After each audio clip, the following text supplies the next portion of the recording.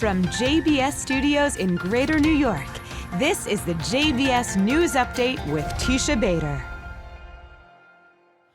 I'm Teisha Bader with the JBS News Update for Thursday, May the 8th, 2025. The IDF said today that Israeli fighter jets carried out a wave of airstrikes in southern Lebanon on a significant underground Hezbollah terrorist site that was used to manage its rocket fire and defense system. The IDF saying it eliminated terrorist weapons and mines in the airstrikes and said the existence of the site and its activities constitutes a blatant violation of the understandings between Israel and Lebanon, vowing the IDF will continue to act to remove any threat to the state of Israel and prevent any attempt to rehabilitate the terrorist organization Hezbollah.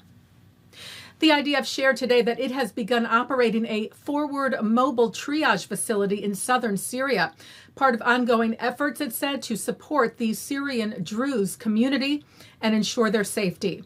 The IDF saying it continues to monitor developments and remains at peak readiness for defense and various scenarios. As we have reported to you, a number of Syrian Druze have been evacuated to Israel for medical treatment over the last week or so. Israel's Defense Minister Yisrael Katz saying last week, "It is our duty to protect the Druze in Syria from harm for the sake of our Druze brothers in Israel and their loyalty to the state and their enormous contribution to Israel's security."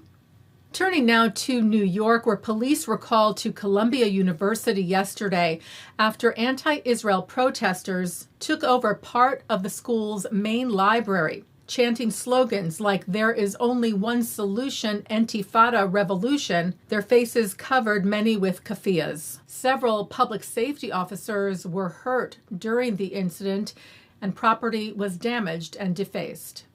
Acting President Claire Shipman called what happened utterly unacceptable. She said violence and vandalism, hijacking a library, none of that has any place on our campus. Shipman said there is a clear line between legitimate protest and actions that endanger others and disrupt the fundamental work of the university. Today, she said, that line was crossed, and I have confidence the disciplinary proceedings will reflect the severity of the actions. A large number of the protesters were said to have been arrested by the New York Police Department.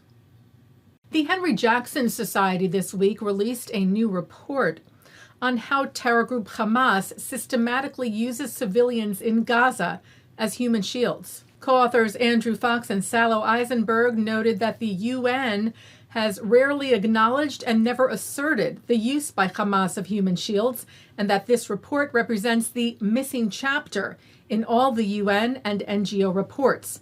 It provides a comprehensive analysis of Hamas's systematic use of human shield tactics during October the 7th and the broader Gaza conflict, drawing on extensive evidence, including firsthand accounts on how Hamas, it wrote, has embedded its military operations within civilian infrastructure, weaponizing Gaza's population and urban landscape to achieve both tactical and strategic objectives.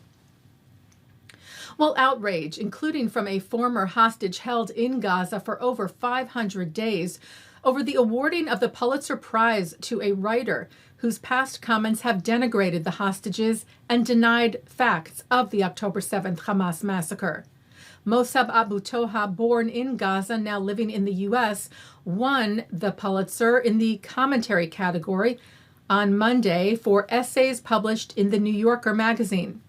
Honest Reporting exposed some of his social media posts that it said criticized Israel in ways that crossed into anti-Semitism, and they called for the prize to be rescinded, as did former hostage Emily Damari, who wrote to the Pulitzer board, "This is a man who in January questioned the very fact of my captivity. He has denied the murder of the Bibas family. He has questioned whether Agam Berger was truly a hostage. These are not word games. They are outright denials of documented atrocities. You claim to honor journalism that upholds truth, democracy, and human dignity, and yet you have chosen to elevate a voice that denies truth, erases victims, and desecrates the memory of the murdered." 59 hostages remain held captive in Gaza now for 580 days. Taking a look now at our programming for tonight on JBS for Thursday, May the 8th at 8 o'clock. Tony-winning composer and lyricist Jason Robert Brown joins Jonah Platt for a conversation about storytelling, Jewish identity, and the power of music. At 9, Sara, Esther, Crispe, and Rabbi Jeffrey Segelman are on L'chaim. At 10, Israeli filmmaker Michal Vinik talks about her movie Valeria Getting Married on Jewish Cinematheque.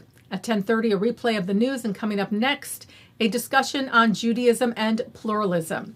And that's the JBS News Update for Thursday, May the 8th, 2025. I'm Teisha Bader. Am Yisrael Chai.